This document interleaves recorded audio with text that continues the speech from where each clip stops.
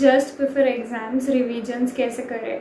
क्या हम एक दिन में सारे सब्जेक्ट्स थोड़े थोड़े करें या फिर एक एक सब्जेक्ट करके ख़त्म करें रिवीजन? और राइटिंग प्रैक्टिस कैसे करें? हमने टेस्ट सीरीज़ ज्वाइन नहीं करी है। हाँ, अगर क्योंकि आपने टेस्ट सीरीज़ ज्वाइन करी तो आपकी राइटिंग प्रैक्टिस हो ही रही है, उसमें आपको शायद मेरे हेल्प की ज़रूरत ना हो, पर आपको मेरे हेल्प की तब ज़रूरत होगी ना जब आपने पहले कुछ इतनी खास राइटिंग प्रैक्टिस भी नहीं की है, ना हमने टेस्ट सीरीज़ ज्वाइन करी है। तो और अभी एग्ज़ाम को बस 30-40 दिन बचे हैं, तो अभी कैसे राइटिंग प्रैक्टिस करें, अभी कैसे रिविजन्स करें, इन सब चीज़ों की हम इस वीडियो में बात करने वाले हैं। देखो, अभी ना आप में से मैक्सिमम बच्चे इस स्टेज पे हो गए कि कुछ सब्जेक्ट्स ऐसे हैं जिनकी पढ़ाई हो गई है, अभी रिवीजन कर रहे हैं या फिर करनी है, और कुछ ऐसे जिनका कुछ पढ़ना बाकी है तो अभी वो पढ़ भी रहे हैं साइमल्टेनियसली। अगर आपकी सारे सब्जेक्ट्स की पढ़ाई होगी और बस रिवीजन ही बची है, तो अभी मैं जैसे रिवीजन करना बोल रही हूँ वो आप बस प्लान प्रीपोन कर लेना। तो अगर इस प्लान में हमारी 1 या 2 बार रिवीजन होने वाली है तो आपकी वो फिर 3 बार या 2 बार, मतलब इससे ज़्यादा बार हो जाएगी। बस उसको थोड़ा प्रीपोन करके वही वापस एक बार करना। अभी मैं एक एवरेज स्टूडेंट के हिसाब से बताती हूँ कि कुछ सब्जेक्ट्स हो भी गए और कुछ की पढ़ाई चल भी रही है अभी तक, तो हम कैसे करें रिवीजन।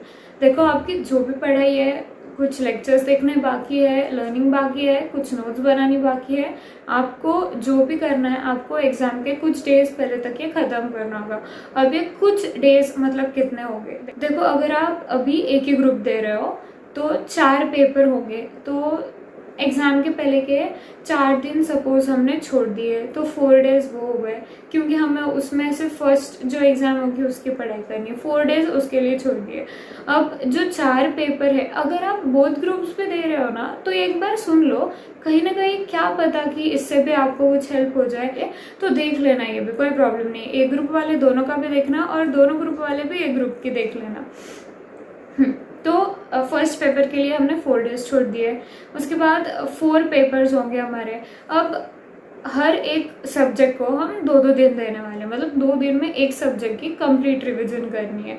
तो ऐसे 4 एग्जाम्स के 8 डेज हो गए, तो 8 और 4 मतलब 12 डेज हो गए।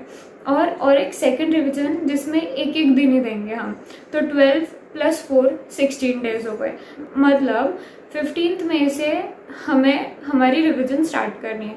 मतलब आपकी जो भी पढ़ाई है वो आपको 14th मई तक ख़त्म करनी है, और अगर आप सिर्फ सेकंड ग्रुप देने वाले हो तो 15 तक एक डे आगे शिफ्ट हो जाएगा। तो आपकी जो भी पढ़ाई है ना वो आपको 14-15 मई तक ख़त्म करनी होगी, तब आप एक ग्रुप वालों की 2 रिविजन्स हो पाएगी। फर्स्ट रिवीजन हर सब्जेक्ट को 2 दिन देने, मतलब 8 डेज। उसके बाद सबको एक एक दिन, मतलब और 4 डेज 12 हो गए, और उसके बाद से जो भी 4-3 दिन बचेंगे उसमें फर्स्ट पेपर की पढ़ाई स्टार्ट कर देनी है। अब अगर आप दोनों ग्रुप्स दे रहे हो तो ऑफ कोर्स हमें रिवीजन को ज़्यादा टाइम लगने वाला है। तो 8 सब्जेक्ट के 2-2 दिन, मतलब हमें 16 डेज तो एक रिवीजन को ही लगेंगे, और उसके बाद अगर और एक एक दिन सबको दे तो 16 + 8 मतलब 24 डेज हमारे 2 रिविजन्स को लग जाएंगे। अब मैं डायरेक्टली क्यों नहीं बोल रही हूँ कि हर सब्जेक्ट को एक एक दिन दो। कैसे होता है, हमने आज तक जब भी पढ़ाई की है ना, तो ऐसे एक सब्जेक्ट लेके एक दिन में बैठे और ख़त्म कर लिया, ऐसा नहीं होता है। कभी थोड़ा इसका पढ़ते, थोड़ा उसका पढ़ते, ऐसे मिसमैच्ड रहता है। तो हम डायरेक्टली ऑर्गेनाइज करके एक दिन में सब बिठाने को जाएंगे ना, तो वो कंप्लीट नहीं होगा और मोटिवेशन लूज हो जाएगा हमारा। तो पहले अगर हम 2 दिन देके करें ना, तो टास्क अकम्प्लिश भी होगा, और बस घाई घाई में नहीं होगी वो पढ़ाई, वो एक सेटिस्फैक्शन देने वाली होगी कि हमने ठीक से करा है जो भी करा है। तो इसलिए पहले 2 बार 2 दिन में कर लिया, उसके बाद हम एक दिन वाली करेंगे, क्योंकि हमने जस्ट अभी रिवाइज किया है, तो हमें जो भी है पढ़ाई ना वो सब ऑलरेडी अभी दिमाग में है हमारे, और अभी हमें पता है कि कैसे करते हैं, मुझे किसको ज़्यादा टाइम देना है, किसको कम देना है। तो अभी हम एक दिन करने की कोशिश कर सकते हैं। तो पहले 2-2 दिन दो और फिर एक दिन दो, तो आपको तो 24 डेज यहीं पे लग रहे हैं, और उसके बाद एग्जाम के पहले के 3-4 दिन फर्स्ट इसकी पढ़ाई, मतलब आपको पूरा 1 महीने पहले से रिविजन स्टार्ट करनी होगी। पूरे मई में आपको ये स्टार्ट कर देनी है। पर अगर ऐसे कि आपकी अभी पढ़ाई बाकी है, आप पूरा 1 महीना सिर्फ रिवीजन को नहीं दे सकते, आपकी पढ़ाई भी बाकी है, तो हम ऐसे कर सकते हैं कि 2 की जगह पे सिर्फ 1 रिविजन करेंगे। तो 16 + 4 20 डेज पहले, मतलब आपकी जो भी पढ़ाई है वो आपको 10th मई तक ख़त्म कर देनी होगी। फिर 11 से लेके 16 तक हमारी हर सब्जेक्ट की 2 डेज वाली रिविजन ही बस हो पाएगी, 1 डे वाली नहीं हो पाएगी। और फिर डायरेक्टली फर्स्ट सब्जेक्ट की पढ़ाई स्टार्ट कर देनी है। और अगर आपको लग रहा है कि आपने इतनी रिवीजन या पढ़ाई इतने अच्छे से कर रखी है कि आप एक दिन में भी कर पाओगे, तो आप फिर 8 डेज की 2 बार कर लेना। अगर आपको 2 रिविजन ही करनी है, एक तो 2 दिन एक सब्जेक्ट के 2 और 1 रिविजन हो जाएगी। अगर आपकी अब तक पढ़ाई नहीं हो 10th में तक जाएगी नहीं, तो फिर ऐसे कर लो कि एक दिन दे के 8 डेज की 2 रिविजन कर लो। ये आपकी चॉइस है, मैं आपको दोनों ऑप्शंस दे रही हूँ। अब हम जब ये रिविजन्स करेंगे तो हमारे पढ़ाई की सीक्वेंस क्या रखनी है हमने, मतलब कौन सा सब्जेक्ट पहले उठाए कौन से बाद में उठाए। मेरे हिसाब से आपको एग्जाम में जैसे सीक्वेंस होती है ना, वही सीक्वेंस से पढ़ना चाहिए। मतलब JIGL से स्टार्ट होते पेपर्स, तो आपको रिवीजन भी सबसे पहले JIGL की करनी चाहिए। ये क्यों? क्योंकि देखो, मैंने ना एक कोई वीडियो देखी थी जिसमें उन्होंने ऐसे कहा था कि उल्टी रिवीजन स्टार्ट करो, जो लास्ट पेपर है ना उसके आप फर्स्ट रिवीजन करो। पर मेरे हिसाब से ये रॉन्ग है, क्योंकि ये 4 दिन बाद मेरे पेपर स्टार्ट होने वाले हैं और मैंने लास्ट रिवीजन अभी JIGL की ही की है। तो लास्ट रिवीजन भी JIGL की होगी, उसके पहले 4 दिन भी JIGL पढ़ूँ और फिर पेपर दूँ, तो JIGL का तो बहुत अच्छे से हो जाएगा। But what about the last subject जिसकी मैंने सबसे पहले रिवीजन की है, उसका मेरा पेपर सबसे लास्ट है, मैं डायरेक्टली उसको तभी उठा पाऊंगी, तो बीच में कितना बड़ा गैप हो जाएगा। तो हो सकता है उसका मुझे रिवाइज करा हुआ इतने ठीक से याद ना रहे। तो मेरे हिसाब से सबको इक्वल टाइम मिलना चाहिए, इसलिए जैसे पेपर की सीक्वेंस है उसी सीक्वेंस में सब्जेक्ट वाइज आप रिवीजन करो। अब जब एक सब्जेक्ट की इंडिविजुअली हम रिवीजन करने बैठेंगे, एक सब्जेक्ट लिया मैंने और अब आज मुझे पता है आज सुबह से कल रात तक ये 2 दिनों में मुझे ये सब्जेक्ट कंप्लीट करना है, तो मैं कैसे करूँ? मैं मतलब चैप्टर 1 2 3 4 ऐसे करूँ, या जो मोस्ट इम्पॉर्टेंट चैप्टर्स है उससे स्टार्ट करूँ? तो मेरे हिसाब से ये सेकंड वाली मेथड आपको यूज़ करनी चाहिए। जो वेटेज ज़्यादा है वो चैप्टर्स पहले कवर कर लो। तो अभी सपोज आप EBCL की कर रहे हो, तो उसमें पता है कि पार्ट B ज़्यादा इंपॉर्टेंट है ना, तो पहले कंपटीशन एक्ट ठीक से कर लो। अब मैं ये क्यों कह रही हूँ, इसके पीछे भी एक रीज़न है। 2 दिनों में फर्स्ट डे की सुबह हम जितना फ्रेश रहेंगे उतना हम सेकेंड डे के रात में नहीं रहेंगे। वो जो शांति होती है ना दिमाग को, हाँ अभी 2 दिन है, वो हमारे फर्स्ट डे पे सुबह ही रहने वाली है। तो ये जो इम्पोर्टेंट चैप्टर्स है ना, ये हम शांति से करेंगे। और वही अगर हमने छोटे छोटे पहले कर लिए तो ऐसा हो सकता है कि लास्ट में सारे बड़े बड़े बच्चे, तो टेंशन आ जाए कि अभी एक ही दिन बचा, सारे बड़े चैप्टर्स बचे, अब कैसे होगा। और तो उस प्रेशर में आप बस चैप्टर्स कंप्लीट करने हैं इसलिए कैसे भी कर दोगे, तो जो इम्पोर्टेंट है उनको ठीक से रिवाइज नहीं करा, ऐसे होने के चांसेस है। इसलिए मैं आपको ऐसे बोल रही हूँ कि पहले इम्पोर्टेंट वाले रिवाइज कर लो। अब ये भी हो सकता है कि इम्पोर्टेंट वाले सारे बड़े बड़े बड़े हैं, तो आपको फर्स्ट डे पे बहुत ज़्यादा लोड आ जाए ऐसे लग रहा हो, तो ऐसे भी कर सकते हो कि कुछ जो बड़े वाले वो लो और फिर जब शाम के आगे थोड़ा थके जैसे लग जाएगा, सुबह से शाम तक या दोपहर तक बड़े बड़े चैप्टर्स कर लिए, तो उसके बाद शाम में थोड़े लाइट वाले लो। फिर वापस कल सुबह उठे जो हैवी चैप्टर्स है वो ले लो, फिर रात में बचे हुए लाइट चैप्टर्स लेके डन कर दो। पर ये 2 दिनों में कंप्लीट करना है, मतलब करना है ऐसे समझ के कि मेरा परसों पेपर ही है, आज और कल में मुझे पढ़ना ही होगा क्योंकि परसों पेपर ही है। उस हिसाब से पढ़ो तो एकदम अच्छे से पढ़ाई होगी। और ये बस दिमाग में रखो कि अगर अभी मेरी कोई रिवीजन बच गई किसी चैप्टर की, तो मेरे पास एक और दिन नहीं है जब मैं उसको पढ़ पाऊंगा। मुझे डायरेक्टली एग्जाम के पहले ही जाके पढ़ना है और उस दिन के लिए हम कुछ छोड़ नहीं सकते। मेरे से खुद से ये गलती हो गई, मैं ना SLCM पढ़ रही थी, तो कोई एक चैप्टर पर्टिकुलरली ना बहुत ज़्यादा बोर हो रहा था मुझे मेरे रिवीजन के टाइम पे, जो जस्ट पहले वाली रिवीजन थी वो टाइम पे, और उसके मैंने नोट्स भी नहीं बनाए थे, मॉड्यूल्स ही कर रही थी, तो बहुत ही ज़्यादा बोर हो रहा था। तो मैंने सोचा कि एग्ज़ाम के पहले वाले दिन ना तब का ही तब कर लूँगी, मतलब फ्रेश याद भी रहेगा। मतलब पता नहीं इतने घटिया डिसीजन कभी कभी हम कैसे ले लेते हैं। अरे यार उस दिन इतना प्रेशर रहता, इतनी घाई रहती सब कवर करने की, इतना कम टाइम रहता, हम उस दिन के लिए कुछ छोड़ नहीं सकते। जो आप उस दिन के लिए छोड़ोगे ना वो आपका रह जाएगा।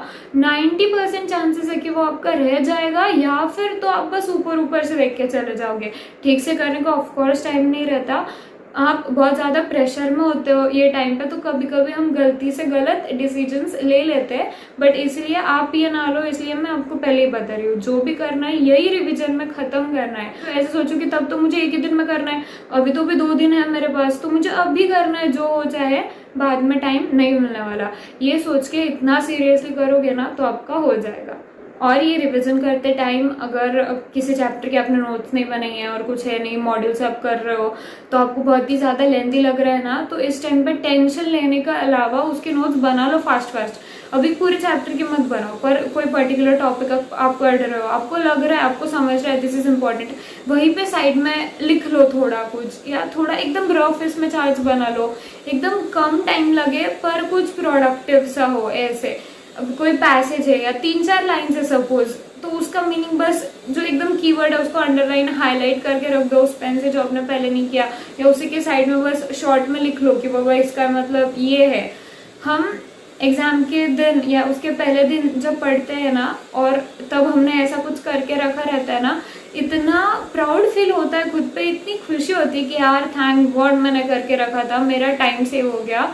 आपको लग रहा होगा ना वो 3 लाइन पढ़ने में मेरा कितना ही टाइम चला जाएगा, पर ऐसे थोड़ी लाइंस करके, और वो जो साइड में लिखते थोड़ा कुछ सेकंड सेव होके आपको समझेगा भी नहीं, आपका इतना ज़्यादा टाइम बच जाएगा ना, तो ये ज़रूर करना। अब राइटिंग प्रैक्टिस का कैसे करें, देखो ये इसके ना बहुत ज़्यादा चांसेस है कि आपने अब तक कुछ राइटिंग प्रैक्टिस नहीं करी हो या बहुत कम करी हो। हाँ, अगर आपने क्लासेस लगाए हैं तो आपकी क्लासेस में हो सकती है writing practice, but usually self study वाले स्टूडेंट्स के साथ ये प्रॉब्लम होती है कि हम नहीं करते, हम पढ़ाई में इतना बिजी हो जाते हैं ना कि हम ध्यान ही नहीं देते ये चीज़ पे, जबकि पता होता है कि वो कितना ज़्यादा इंपॉर्टेंट होता है। तो इस टाइम पे ये सोच के टेंशन ले कि यार मेरी राइटिंग प्रैक्टिस भी नहीं हुई, कैसे करूँ, कैसे होगा, पता नहीं, मुझे लिखता आएगा भी नहीं, अभी ये सोच के कुछ फ़ायदा नहीं है। अभी आपके हाथ में 1 महीना है, अभी ये सोचो कि इस टाइम में कैसे कर सकते हो। तो मेरे हिसाब से आप ये कर लो कि आप 2 दिन की रिविजन कर रहे हो ना, तो उसको 1.25 दिन की कर दो। मतलब कैसे, आज मैं बैठी पढ़ने, तो मैं कल शाम को सपोज 6 बजे तक ही मेरे पास टाइम है, तो क्योंकि मैं 6 to 9 एक पेपर देने वाली हूँ, तो ये एग्जाम टाइप आप ऐसा हो जाएगा कि आप मॉक टेस्ट दे रहे हो, तो वो एक एनवायरनमेंट भी क्रिएट होगा एग्जाम का, और जब आप फाइनल एग्जाम दोगे तब आप उससे थोड़ा हैबिचुअल रहोगे, क्योंकि आपने पहले ऐसा कुछ किया है घर पे। तो एकदम स्ट्रिक्टली एक टाइम डिसाइड कर लो, उस टाइम पे ही पेपर देना है। ऐसे कोई ज़रूरी नहीं कि एग्जाम का जो टाइम है उसी टाइम पे दे, पर शाम में, रात में दे सकते हैं हम, तो शाम तक, अगले दिन के शाम तक पढ़ लो, और फिर उस दिन रात में एक पेपर दे दो, और फिर वो पेपर किसी को चेक कराने को मत दो, वो आप खुद बैठ के चेक करना। 9 o'clock तक, 6 to 9 आपने पेपर दिया, 9 तक आपका हो गया, फिर लगा तो खाना खा के आ जाओ और 9:30 के आसपास वापस बैठ जाओ, फिर 1-आध घंटे में आप पेपर चेक कर लेना। अब मैं क्यों बोल रही हूँ कि आप ही चेक कर लेना, क्योंकि हम जब खुद का चेक करते हैं और हम जब देखते हैं यार मैंने क्या गलती कर दी, तो वो जो दिमाग में स्टिक होता है ना पॉइंट, वो हम जल्दी भूलते ही नहीं है। मतलब मैंने मेरे स्कूल टाइम में भी कभी कभी इतनी सिली मिस्टेक्स करी थी ना, मुझे आज तक याद है, मैंने, अरे यार मैंने कितनी पागल जैसी मिस्टेक करी थी, वो थोड़ी था, उसका आंसर ये था, अब तक याद आता है, इतने सालों पहले का, तो ये तो अभी कर रहे हो। मैंने MCQ के जब पेपर्स दिए थे घर पे कुछ, तो उसमें मैं खुद का खुद ही चेक किया करती थी ऑफ कोर्स, तो उसमें मेरे जो गलत हुए थे मैंने वो लिख के रखा था, मेरी ये मिस्टेक हुई है। आप भी ऐसा करना, जो भी मिस्टेक हो शॉर्ट में लिख के रखना, तो एग्जाम के दिन ना बस वो देख लो, तो आपको एक याद, ऐसे फ्रेश दिमाग में रहता है कि हाँ मेरे से ये गलतियाँ हुई थी और ये मुझे रिपीट नहीं करनी है। और वो एग्जाम में वो सेम जो मेरे गलत हुए थे वो क्वेश्चंस आए थे, मतलब मैं हंस रही थी एग्जाम हॉल में बैठ के, तो इतनी खुशी होती है। इसलिए आप खुद का पेपर चेक करना और खुद की गलतियां देखना, तो अच्छे से याद भी रहेगा और आप वापस वो गलती नहीं करके आओगे। तो ऐसे आपकी राइटिंग प्रैक्टिस हो जाएगी। अब क्वेश्चन पेपर कहाँ से मिलेगा, तो देखो, अगर आपने पास्ट ईयर के अब तक देखे नहीं ना ठीक से, तो कोई भी पास्ट ईयर का उठा लो, बट आपने देखे नहीं है ठीक से, मतलब मैंने इतने बार कहा है पहले और आपने अब तक पास्ट ईयर इक्वेशंस ठीक से नहीं देखे। देखो, पता है इतना ज़्यादा इम्पोर्टेंट है तो कर लो ना, पास्ट ईयर क्वेश्चंस देख लो ठीक से। अब इतना कम टाइम बचा है, वो कैसे देखोगे अगर आपने नहीं देखे तो? स्कैनर्स तो मैंने पहले से कहा है कि मंगवा के रखो, तो आपके पास chapter wise past year questions हो गए। आप जब रिवीजन करोगे ना तो तुरंत उसके पास्ट ईयर क्वेश्चंस देख लेना। अब ये टाइम पे जो चैप्टर्स के आपने पास्ट ईयर क्वेश्चंस नहीं देखे ना, उसके लिए ऐसे मत करना कि चैप्टर के पहले देख रहे हो, बुक में मार्क कर रहे हो, फिर चैप्टर पढ़ रहे हो, इसको बहुत टाइम लगता है। ये आपने पहले करना चाहिए था। अभी आप अगर कर रहे हो तो चैप्टर पढ़ लो, तो फ्रेश वो सारे कॉन्सेप्ट्स आपके दिमाग में अभी होंगे, तो तुरंत सिर्फ क्वेश्चंस देख लेना। अच्छा ये पूछा, ये पूछा, ये पूछा है, और उसके बाद लगा तो फास्ट मार्क कर लो, नहीं तो फिर सिर्फ देख ही लो एक बार। पर पास्ट ईयर क्वेश्चंस देखो, तो उसमें आप ऐसे कर सकते हो कि पास्ट ईयर के किसी एक अटेम्प्ट का अभी देखो ही मत, तो वो क्वेश्चन पेपर सॉल्व करना। नहीं तो आप ऐसे भी कर सकते हो कि वो तो देख लो अभी, और मॉड्यूल के पीछे क्वेश्चन पेपर दिया हुआ रहता है, उसमें से भी कभी कभी क्वेश्चन आते हैं। That is also important, specifically MCQ subjects के लिए तो ज़्यादा इम्पोर्टेंट है। तो आप उस दिन वो पेपर सॉल्व कर लो, मतलब ये जो हम ध्यान नहीं दे रहे थे ना उसके पास, तो उसको भी हम छोड़ ही रहे थे, तो वो भी हमारा कवर हो जाएगा। बुक के पीछे जो पेपर रहता है ना, वो पेपर सॉल्व कर लेना उस टाइम पे। बस अभी अगर डिसाइड कर रहे हो ना कि ऐसा करना है, तो स्पेसिफिकली उतना डिसाइड करके वो फॉलो भी करना उसी हिसाब से। सिर्फ सोच के मत रखो, सिर्फ प्लान्स बनाने से कुछ नहीं होता है। एक्शंस लेना सीखो, जो प्लान कर रहे हो उसे इम्प्लीमेंट करो, और मेरे इस प्लान को आप थोड़ा मॉडिफाई भी कर सकते हो अपने हिसाब से, जिस भी हिसाब से आपकी प्रिपरेशन हुई है वैसे। जल्दी मिलेंगे दूसरे वीडियो के साथ। कोई भी डाउट हो तो मुझे कमेंट या मेल करके बताना। Happy studies.